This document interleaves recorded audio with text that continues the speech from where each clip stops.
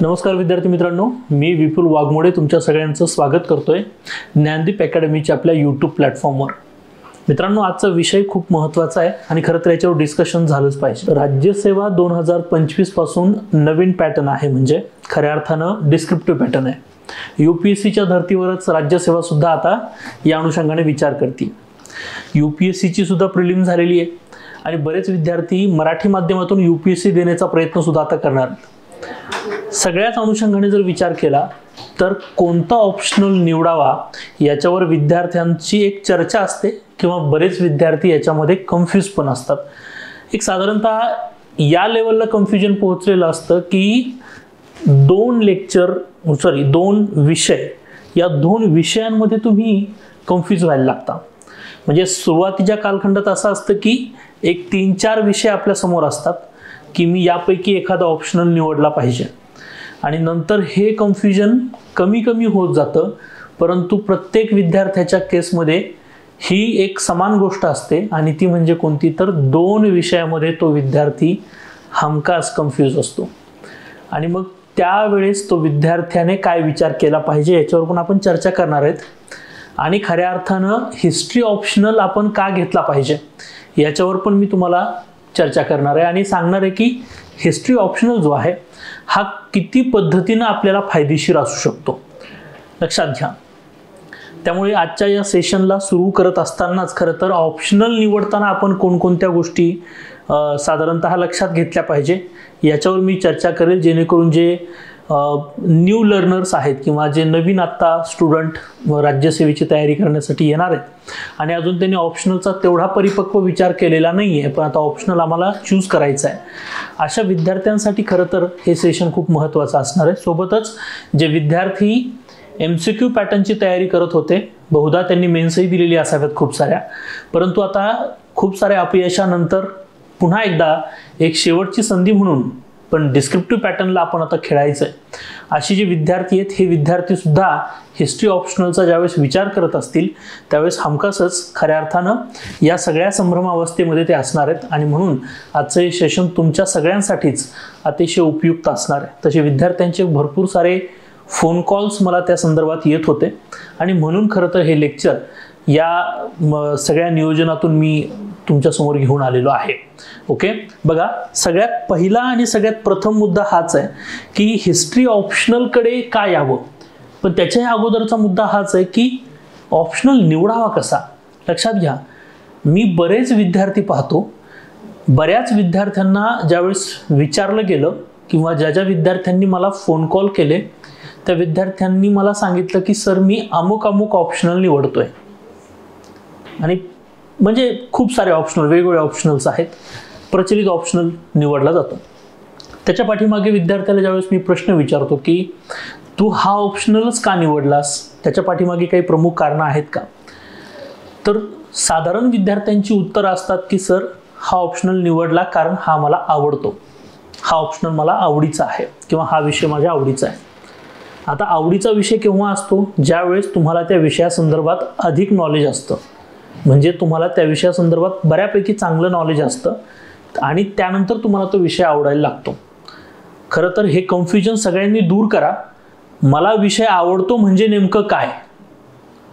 उदाहरणार्थ एक उदाहरण देऊन सांगतो। एखादा विद्यार्थी जर म्हटला की सर हिस्ट्री माझा खूप आवडीचा विषय आहे म्हणून मी हिस्ट्री ऑप्शनल निवडतो। आवडीचा विषय आहे म्हणजे काय, तर साहजिक आहे की तुम्ही किमान त्या इतिहासासंदर्भात, मग जगाचा असेल, भारताचा असेल, प्राचीन मध्ययुगीन इतिहास असेल, या संदर्भात तुम्हाला इतर विद्यार्थ्यांपेक्षा थोडंसं जरा जास्त माहिती पाहिजे, म्हणजे तो तुमचा आवडीचा विषय होत असतो। हे लक्षात ठेवा, आवडीच्या विषयामध्ये आपल्याला चांगलं माहिती असणं आवश्यक असतं, उगाच तो आवडीचा नसतो, ठीक आहे। नाही, मला शाळेत विषय खूप आवडायचा म्हणून मी हा विषय ऑप्शनल घेतोय, नाही। आणि सगळ्यात महत्त्वाची गोष्ट सांगतो, खूप सारे विद्यार्थी ऑप्शनल स्विच करताना मी पाहिलेले आहेत। भरपूर विद्यार्थी आहेत जे ऑप्शनल स्विच करतात, कारण सुरुवातीच्या फेजमध्ये असताना ते प्रचलित ऑप्शनल निवडतात, कारण बऱ्याचसा एखादा लोंढा एखाद्या ऑप्शनलकडे चाललेला असतो, त्यावेळेस ते साहजिक आहे की ते पण विद्यार्थी म्हणतात की नाही, मग इकडंच सगळ्यात जास्त मार्क मिळतात तर मग इकडंच ऑप्शनलला आपण गेलो पाहिजे आणि ऑप्शनल निवडतात। निवडला जातो ऑप्शनल, हरकत नाही. नंतर लक्षात यायला लागतं की आपण या ऑप्शनलसाठी सुटेबल नाही आहेत आणि मग ऑप्शनल स्विच होतो. स्विच होतो म्हणजे काय होतं माहिती आहे, तुमचा तेवढा वेळ वाया जातो, तुमचे एफर्ट्स वाया जातात, हे लक्षात ठेवा. आणि ऑप्शनल किती महत्त्वाचं आहे हे मी आजच्या सत्रात सांगणार आहे.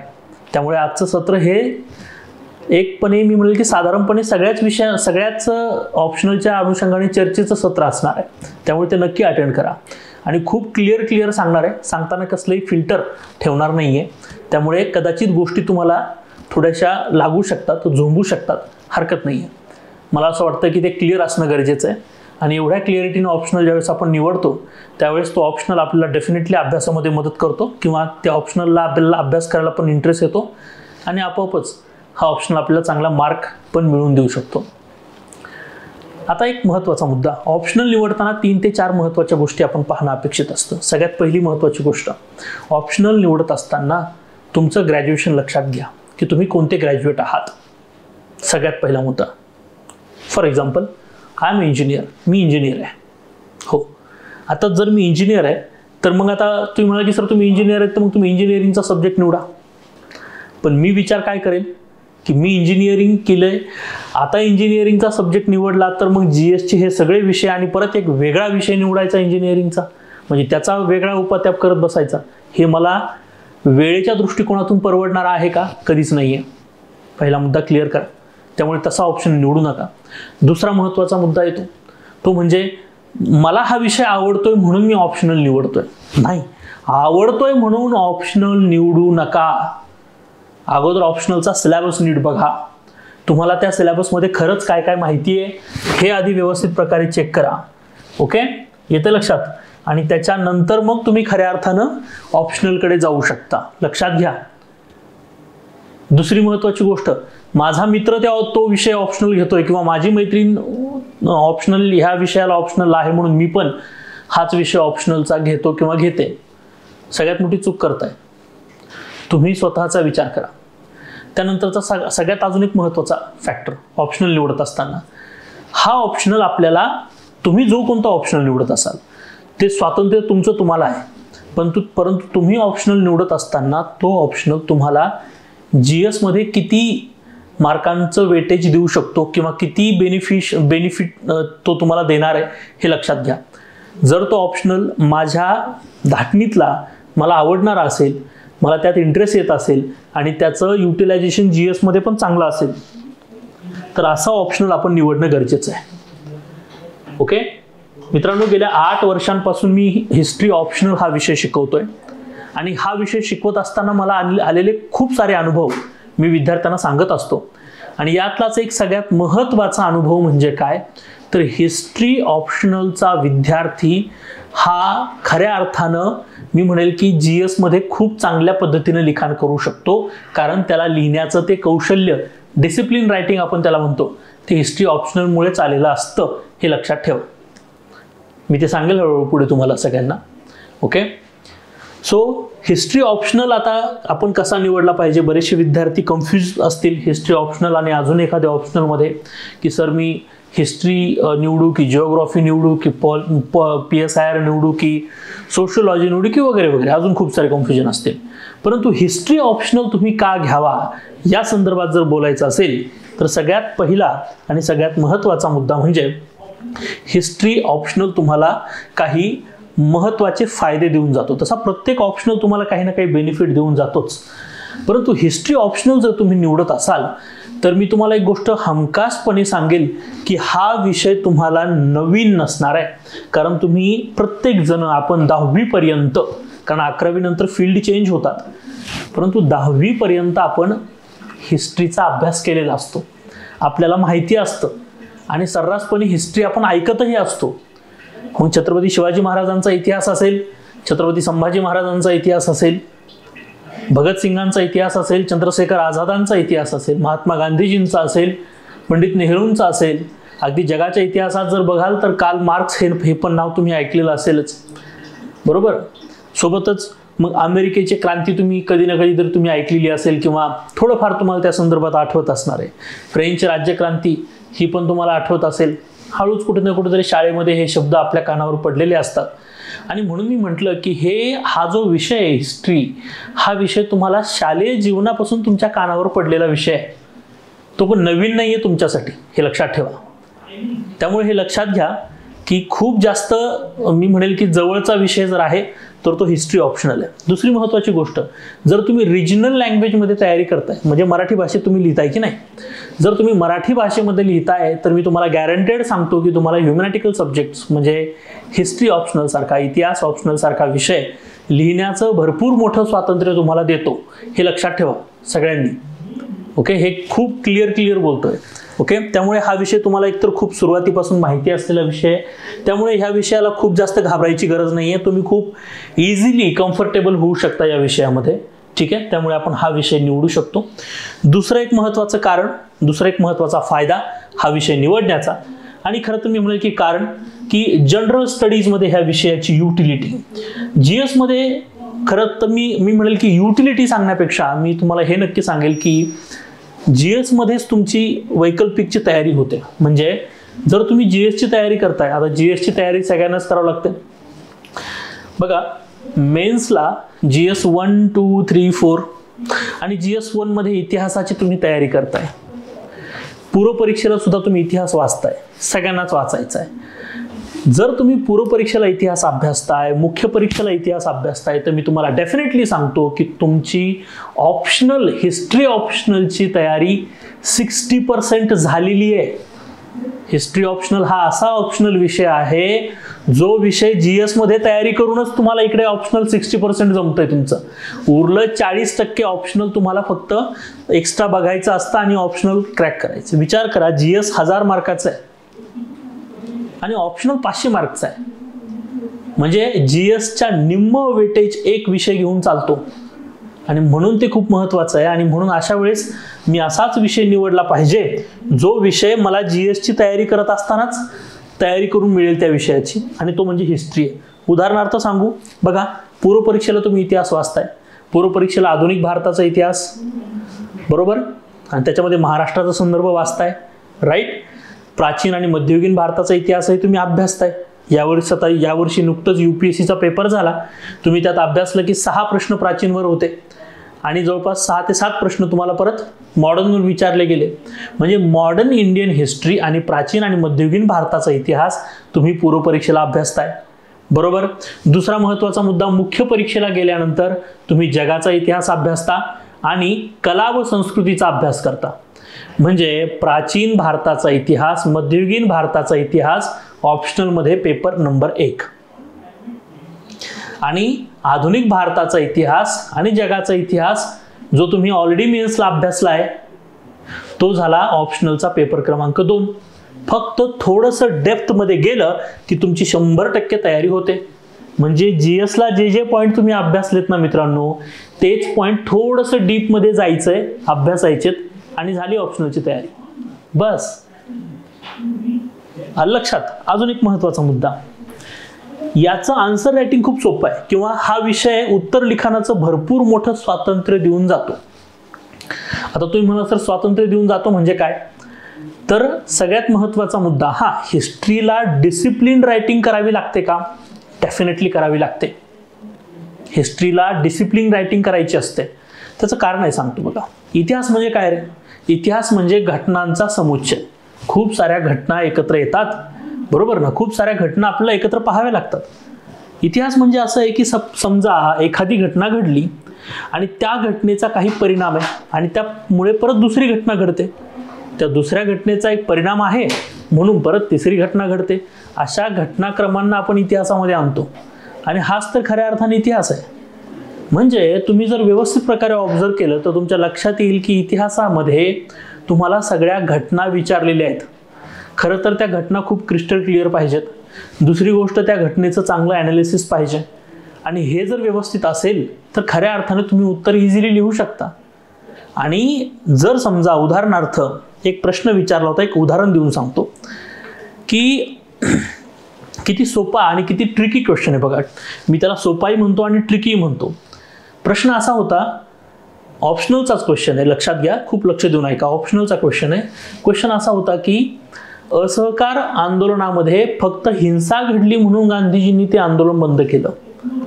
दुसरीकडे छोडो भारत आंदोलनामध्ये गांधीजींनी एवढी हिंसा होऊन सुद्धा आंदोलन बंद केलं नाही. या दोन्ही घटनांचं जर तुम्ही विश्लेषण केलं तर आपण असं म्हणू शकतो का की गांधीजी त्यांच्या अहिंसा या तत्वापासून दूर चाललेले होते, असा प्रश्न विचारला आणि क्रिटिकली अनालाइज करायला विचारलंय. आता हा क्वेश्चन ज्याला इन्फॉर्मेशन फक्त फॅक्च्युअल माहिती आहे की असहकार त्याच्यानंतर मग छोडो भारत आंदोलन, त्याला हा क्वेश्चन ट्रिकीच वाटणार आहे. पण ज्याचं ॲनालिसिस चांगलं आहे, ज्याला घटना क्रिस्टल क्लिअर माहिती आहे किंवा ज्यांनी आपले लेक्चर केले त्यांना हे क्लिअर कळेल की याचं उत्तर लिहिण्यापाठीमागे जो मेन मोटिव्ह आहे तो काय असला पाहिजे. सगळ्यात महत्त्वाचा मुद्दा, असहकार चळवळ कशामुळे घडली? ती घडली जालियनवाला बाग हत्याकांडाच्या निषेधार्थ. जालियनवाला बाग हत्याकांडाच्या निषेधार्थ भारतीयांनी केलेलं एक प्रत्युत्तर आहे, ते म्हणजे असहकार आहे. गांधीजी या चळवळीला सुरू करताना म्हणतात की ब्रिटिशांनी हिंसा केली परंतु आपण अहिंसक मार्गाने ही चळवळ पुढे आणायची आणि म्हणून या चळवळीचा बेस अहिंसा होता. तसं काही गांधीजींच्या सगळ्या चळवळीचा बेस अहिंसा नव्हता. गांधीजींच्या व्यक्तिमत्वाचा बेस अहिंसा असेल, चळवळीचा नव्हता. हे लक्षात ठेवा हमेशा. हे एक्सप्लेनेशन तिथं आवश्यक आहे. आता काही कॅन्डिडेट माझ्यापेक्षा चांगलं एक्सप्लेन करू शकतील. सो हे लिखाणाचं स्वातंत्र्य हिस्ट्रीच तुम्हाला देतं ना. घटना तीच आहे, फक्त तुम्हाला चांगल्या पद्धतीनं मांडता आली पाहिजे. हालाकी छोडो भारत आंदोलनामध्ये परिस्थिती वेगळ्या होत्या, येते लक्षात ना. पत्री सरकारासारखी वेगवेगळी संघटना गांधीजी की जय म्हणून ब्रिटिशांच्या पायावर जोरदार काठ्यांचा मारा करत होते. मग तिथं हिंसाच होत होती तरी सुद्धा. आणि दुसरी महत्वाची गोष्ट, छोडो भारत आंदोलनात गांधीजी तर स्वतः म्हटले होते करो या मरो. सो कुठे ना कुठेतरी आपण असं म्हणू शकतो की गांधीजींचं अहिंसा हे तत्व व्यक्तिगत होतं, ना की ते आंदोलनाशी निगडीत. सो या काही दुव्या दाव्यांना घेऊन जर तुम्ही लिहिलं तर त्याचं उत्तर तुम्हाला चांगलं लिहिता येऊ शकतं. असे क्वेश्चन्स असतात, हे लक्षात ठेवा. त्यामुळे लिखाणाचं जबरदस्त स्वातंत्र्य हिस्ट्री ऑप्शनल तुम्हाला देऊन जातं, हे लक्षात ठेवणं गरजेचं आहे. यानंतरचा सगळ्यात महत्त्वाचा मुद्दा, हिस्ट्री ऑप्शनल हा जो सब्जेक्ट आहे याची युटिलिटी खूप मोठी आहे. युटिलिटी म्हणजे काय? हा ऑप्शनल तुम्हाला ऑप्शनलमध्ये तर म्हणजे हा बघा, ज्या विद्यार्थ्यानं हिस्ट्री ऑप्शनल निवडलेला आहे तो कॅन्डिडेट हिस्ट्री तर त्याचा बाय हार्ट चांगला होऊन जातो, राईट. त्याला GS1 मध्ये इतिहास हा जो पोर्शन आहे सगळा, त्याला परत नव्याने वाचण्याची गरजच पडत नाही. ज्यानं हिस्ट्री ऑप्शनलचा अभ्यास केलाय त्याचा GS1 मधला हिस्ट्री हा पोर्शन एकदम पक्का होऊन जातो. ओके. दुसरी गोष्ट, GS1 मध्ये इंडियन सोसायटी हा घटक आहे, त्याला खूप मोठा हिस्टॉरिकल बॅकग्राऊंड आहे आणि तिथं सुद्धा हिस्ट्री भरपूर मोठ्या प्रमाणात कामाला येतो. GS2 मध्ये भारतीय राज्यघटनेची जी ऐतिहासिक पार्श्वभूमी आहे किंवा भारतीय राज्यघटनेची निर्मिती प्रक्रिया जी आहे त्याला सुद्धा इतिहास खूप मोठा फायदेशीर आहे आणि तिथं सुद्धा तुम्हाला इतिहासाचा उपयोग होतो, हे लक्षात ठेवा. इतिहास हा विषय तुम्हाला प्रिलिम्सला सुद्धा महत्त्वाचा आहे आणि मेन्सला सुद्धा अशा वेगवेगळ्या पद्धतीने तुम्हाला तो उपयोगी पडणारा विषय लक्षात घ्या. सगळ्यात महत्त्वाचा मुद्दा, इंटरनॅशनल रिलेशन. इंटरनॅशनल रिलेशनमध्ये म्हणजे साहजिक आहे, तुम्हाला जर एखाद्या राष्ट्राचा किंवा एखाद्या खंड आणि उपखंडाचा इतिहास चांगला माहिती असेल तर आपोआपच ती राष्ट्रांची अस्मिता तुम्हाला कळलेली असते आणि इंटरनॅशनल रिलेशनमध्ये जे लॉजिक तुमचे डेव्हलप व्हायला पाहिजेत ते लॉजिक खूप इझिली डेव्हलप होतात. इतकी युटिलिटी असणारा हा विषय, इतका फायदेशीर असणारा हा विषय प्रत्येक विद्यार्थ्याने निवडला पाहिजे, लक्षात ठेवा. ओके. दुसरी महत्त्वाची गोष्ट, याची प्रिडिक्टेबिलिटी खूप जास्त आहे. प्रिडिक्टेबिलिटी म्हणजे काय? तर ह्या विषयाचा तुम्ही अंदाज लावू शकता. अंदाज लावू शकतो म्हणजे कसं? बघा, मी जर साधारणतः 2024, 23, 22, 21 आणि 20 म्हणजे साधारण 5 एक, मला सांगण्याचा अर्थ हाच आहे की जर 5 वर्षाचे पेपर, जुने पेपर जर मी पाहिले हिस्ट्री ऑप्शनलचे, तर मला हे लक्षात येतं की आयोग आलटून पालटून का होईना पण वारंवार त्याच मुद्द्यावर आयोग फिरून फिरून विचारतं. म्हणजे दरवर्षी मॉडर्न इंडियन हिस्ट्रीवर, गांधीवादी चळवळीवर, गांधीजींवर प्रश्न आहेच. दरवर्षी एकतरी धार्मिक संघटनेवर क्वेश्चन आहेच. दरवर्षी सामाजिक संघटनेवर क्वेश्चन बनतो. दरवर्षी मग समजा जगाच्या इतिहासावर बोलायला गेलं तर अमेरिका क्रांती असेल, फ्रान्स क्रांती असेल, याच्या अगोदर म्हणजे पहिल्या विश्वयुद्धाच्या अगोदरच्या क्रांती, फर्स्ट विश्वयुद्ध, पहिल्या विश्वयुद्धानंतरच्या क्रांती, अशा अनुषंगाने तुम्हाला बरेचसे क्वेश्चन्स पाहायला मिळतात. विश्वयुद्धावर तुम्हाला क्वेश्चन हमखासपणे पाहायला मिळतात. म्हणजे मी हे जे तुम्हाला कॉन्फिडन्सली सांगतोय ना की याच्यावर क्वेश्चन विचारले जातात, हे कोणत्या बेसिसवर सांगतोय? झालेल्या पेपर्सच्या बेसिसवर. अजून एक महत्त्वाचा मुद्दा, हिस्ट्री ऑप्शनलला करंटच नाही आहे.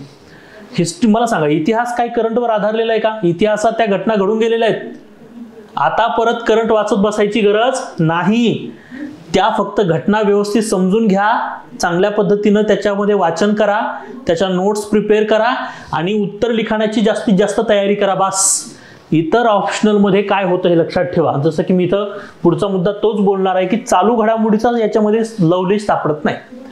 हा एवढा आहे की क्वेश्चन कसा डिझाईन होईल. जसं की समजा आता इतिहासातल्या बऱ्याचशा गोष्टींना 100 वर्ष पूर्ण झालेली असतात, 150 वर्ष पूर्ण झालेली असतात आणि 200 वर्ष पूर्ण झालेली असतात, 300 वर्ष पूर्ण झालेली असतात. ही जी काही अशा पद्धतीच्या ज्या घटना असतात त्याच घटना तुम्हाला तिथे विचारल्या जातात पेपरमध्ये. ओके, किंवा ते चान्सेस असतात विचारण्याचे. बाकी करंटवर खूपच जास्त डिपेंड आहे का विषय? अजिबात नाही. जसं की समजा उदाहरणार्थ सोशियोलॉजी असेल किंवा मी इतर ऑप्शनल म्हणजे जिओग्राफी असेल, PSIR असेल, पब्लिक ॲडमिनिस्ट्रेशन असतील, त्यातल्या काही केस स्टडीज असतील, समजा अजून खूप काही विषय असतील ज्याच्यामध्ये खूप साऱ्या केस स्टडीज पण तुम्हाला येऊ शकतात, ज्याच्यामध्ये तुम्हाला खूप सारे करंट अपडेट करावं लागतं दरवर्षी वारंवार. हिस्ट्री ऑप्शनलचा असा काही प्रकार नाही आहे. हिस्ट्री ऑप्शनलच्या वेळेस एक विनोदात्मक पद्धतीने मी म्हणत असतो की एकदा हिस्ट्री ऑप्शनलची बॅच करा, व्यवस्थित नोट्स प्रिपेअर करा. तुम्ही सुद्धा त्या नोट्सवरच पास होणार आहेत आणि तुमच्या पिढ्या सुद्धा त्याच नोट्सवर पास होणार आहेत. इतिहास काय बदलणार आहे? घडलंय ते घडून गेलेलं आहे आणि ते तसंच आहे. त्यात काही एक बदल होत नाहीये. आपल्याला फक्त वेगवेगळ्या नजरेने त्याला बघायचं असतं, बस.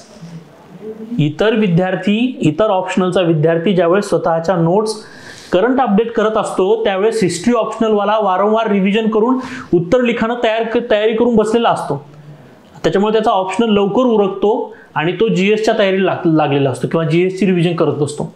हिस्ट्री ऑप्शनल लक्षात घ्या, आत्तापर्यंत जर सगळ्या रँक व्यवस्थित जर पाहिल्या तर तुमच्या लक्षात येईल की हिस्ट्री ऑप्शनल, तुम्हाला असं वाटू देऊ नका की हिस्ट्री ऑप्शनलचे विद्यार्थी टॉप रँकिंगमध्ये आलेले नाहीत. आत्तापर्यंत ऑल इंडिया रँक 3ऱ्यामध्ये आलेले आहेत हिस्ट्री ऑप्शनलचे विद्यार्थी.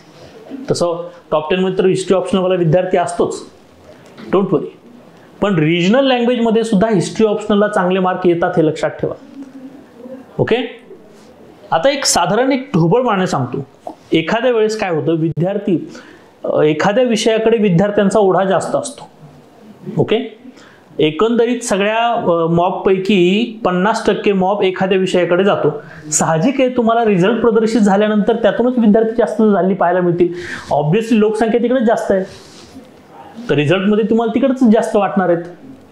हे लॉजिक तुम्हाला लक्षात आलं पाहिजे बाळांनो. त्यामुळे या सगळ्या फॅक्टरकडे न पाहता तुम्ही स्वतःकडे पाहिलं पाहिजे ऑप्शनल निवडताना. लक्षात घ्या, मी एक इंजिनिअरिंगचा स्टुडंट होतो आणि तरी सुद्धा मी हिस्ट्री ऑप्शनल निवडण्याचं हे कारण आहे की मला माझे लिहिण्याचं कौशल्य माहिती आहे. मला हे माहिती आहे की मी खूप कट टू कट लिहू शकत नाही. मला लिहिण्याचं स्वातंत्र्य हवं आहे. दुसरा महत्त्वाचा मुद्दा, मला तो खूप स्टॅटिक डेटा नको आहे. म्हणजे एक्झॅक्टली किती पॉईंट, किती पर्सेंटेज, एखादी योजना, धोरणं, कार्यक्रम खूप अवघड होईल ते. म्हणून मला असा विषय हवा होता जो एका साच्यात बांधता येतो. मग काय, तर हिस्ट्री, एवढ्या घटना घडल्या, एवढं व्यवस्थित करायचं आहे, बस विषय संपला आणि तेच करून जायचं. आणि म्हणून हा विषय मी निवडला आणि ह्या विषयाने खऱ्या अर्थाने मला न्याय दिला, हे लक्षात ठेवा. म्हणून मी हमेशा विद्यार्थ्यांना सांगतो की फक्त हिस्ट्री ऑप्शनलचा सिलेबस मोठा आहे, तसं तर ऑप्शनलचा सिलेबस सगळ्यांचाच मोठा आहे, परंतु इतर ऑप्शनलच्या तुलनेनं हिस्ट्री ऑप्शनलचा सिलेबस थोडासा मोठा आहे. म्हणून जर तुम्ही इतर ऑप्शनलकडे जात असाल आणि हिस्ट्री ऑप्शनलला जर का तुम्ही बगल देत असाल तर थोडं थांबा, तुम्ही चूक करताय. हिस्ट्री ऑप्शनल कदाचित तुमचा आवडता ऑप्शनल असू शकतो. लक्षात घ्या, सिलेबस मोठा आहे म्हणजे काय, जर तुम्ही व्यवस्थित प्रकारे सिलेबस आणि PYQs यांच्यामध्ये जर का तुलना केली ना, म्हणजे सिलेबस आणि जर का PYQ जर चेक केले ना, तुम्हाला कळेल की हिस्ट्रीच्या टोटल सिलेबसमधून 60% सिलेबसच महत्त्वाचा आहे आणि त्याच्यावरच आयोग विचारतं. तेवढंच चांगलं करायचं असतं आणि तेवढंच करून जायचं असतं. डन. येतं लक्षात. सो इतक्या त्या सोप्या पद्धतीनं ते आहे. फक्त एक चांगला मार्गदर्शक तुम्हाला त्यामध्ये असणं आवश्यक आहे. येतं लक्षात. आणि म्हणूनच विद्यार्थी मित्रांनो, हिस्ट्री ऑप्शनल साठीची बॅच जी आहे ती आपण लॉन्च करतोय. जे विद्यार्थी ऑनलाईन बॅच लावू इच्छित आहेत किंवा ज्या विद्यार्थ्यांना ऑनलाईन स्वरूपाची बॅच हवी आहे, अशा विद्यार्थ्यांनी सुद्धा या ठिकाणी जॉईन करायला काही हरकत नाहीये. ऑनलाईन तसेच ऑफलाईन दोन्ही स्वरूपात ही बॅच असणारी आहे. मराठी माध्यमात असेल, त्यामुळे काळजी करू नका.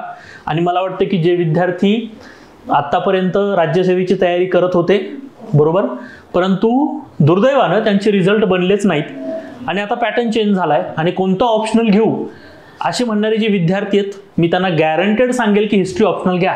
का? कारण आता त्याचा अभ्यास तुम्ही ताकदीने केलाय. तुमच्याकडे खूप मोठा फॅक्ट जमा आहे. या फॅक्टला फक्त माझ्या पर्स्पेक्टिव्हने युटिलाइज करा. हिस्ट्री ऑप्शनल तुम्हाला 300+ मार्क देण्याची ताकद ठेवतो, हे लक्षात ठेवा. हे मी गॅरंटेड सांगतोय, डंके की चोटवर. का? कारण मला माहिती आहे की तो विद्यार्थी जो आहे त्या विद्यार्थ्याकडे प्रचंड फॅक्ट आहे, त्याला फक्त तो युटिलाइज करायचा आहे. ओके. साधारणतः 150 दिवसांची ही बॅच आहे बरं का, हे लक्षात ठेवा. याच्यामध्ये तुमचे सगळे लेक्चर्स याच्यामध्ये कव्हर होणार आहेत. ओके. तुमच्या नोट्स सुद्धा तुम्ही या ठिकाणी प्रिपेअर करणार आहात. मी तर नोट्स तुम्हाला देणारच आहे. यामध्ये तुमचं उत्तर लिखाणाची तयारी सुद्धा मी या ठिकाणी करणार आहे, हे लक्षात ठेवणं गरजेचं आहे. ओके. वेळोवेळी शंका निरसन किंवा काउन्सिलिंग सेशन सुद्धा त्याच्यामध्ये असणार आहेत. या सगळ्या घटकांनी परिपूर्ण असलेली ऑनलाईन स्वरूपाची बॅच जी आहे ती जुलैमध्ये सुरू होत आहे आणि ऑफलाईनची बॅच जी आहे ती सुद्धा 17 जुलैला आपण स्टार्ट करत आहोत. ओके. ऑफलाईन स्वरूपाची बॅच 17 जुलैला स्टार्ट करत आहोत. ऑनलाईन स्वरूपाची बॅच सुद्धा जुलैच्या फर्स्ट ऑफ वीकमध्ये स्टार्ट झालेली तुम्हाला पाहायला मिळेल. ज्या विद्यार्थ्यांना रेकॉर्डेड स्वरूपाच्या बॅच हव्या आहेत, अशा विद्यार्थ्यांनी ज्ञानदीप ऑप्शनल या आपल्या ॲप्लिकेशनवर जायचंय आणि तिथे तुम्हाला हिस्ट्री ऑप्शनलची बॅच पाहायला मिळेल. ती तुम्ही डायरेक्टली परचेस करू शकता आणि ती तुम्हाला रेकॉर्डेड स्वरूपात सुद्धा पाहता येऊ शकते. ओके. हे लक्षात ठेवणं गरजेचं आहे, ज्याच्यामध्ये तुम्हाला सगळा सिलेबस कव्हर करून दिलेला आहे. Everyone clear. So history optional संदर्भात तुम्हाला अजून काही शंका असेल, काही प्रश्न विचारायचे असतील किंवा काही इन्क्वायरी करून घ्यायची असेल तर तुम्ही खाली दिलेल्या या नंबरलाही कॉन्टॅक्ट करू शकता किंवा या ठिकाणी तुम्ही 762062 ओके 1778 या नंबरला तुम्ही कॉन्टॅक्ट करू शकता, व्हॉट्सअप करू शकता किंवा डायरेक्ट कॉलही करू शकता. ओके. हा माझा नंबर आहे. या नंबरला सुद्धा तुम्ही कॉन्टॅक्ट करायला काही हरकत नाही. ओके. ज्ञानदीपचा हा नंबर आहे. या नंबरला कॉन्टॅक्ट करून तुम्ही हिस्ट्री ऑप्शन संदर्भात माहिती मिळवू शकता. ऑप्शनल कसा निवडला पाहिजे, ऑप्शनल निवडताना आपला अप्रोच कसा पाहिजे, ऑप्शनल निवडत असताना आपण कोणकोणत्या विचारांना खरं तर आपण सोबत ठेवलं पाहिजे, ह्या सगळ्या गोष्टी मी चर्चेला घेतल्या. आणि सगळ्यात महत्त्वाचा मुद्दा म्हणजे हिस्ट्री ऑप्शनल तुम्हाला साधारणतः 6 बेनिफिट्स देतं किंवा या 6 गोष्टींमुळे आपण हिस्ट्री ऑप्शनल घेतला पाहिजे, याच्यावर आपण चर्चा केली. हे सत्र तुम्हाला कसं वाटलं मला कमेंट बॉक्समध्ये नक्की सांगा. तुमचे काही क्वेश्चन्स असतील ते कमेंटमध्ये टाकले तरी चालेल किंवा तुम्ही डायरेक्टली कॉन्टॅक्ट केला तरी चालेल. ओके. तुमच्या सगळ्या प्रश्नांचं निरसन करण्याचा मी प्रयत्न या ठिकाणी नक्की करेल. ओके. भेटत राहूया. तोपर्यंत आपण इथंच थांबूया. Thank you so much.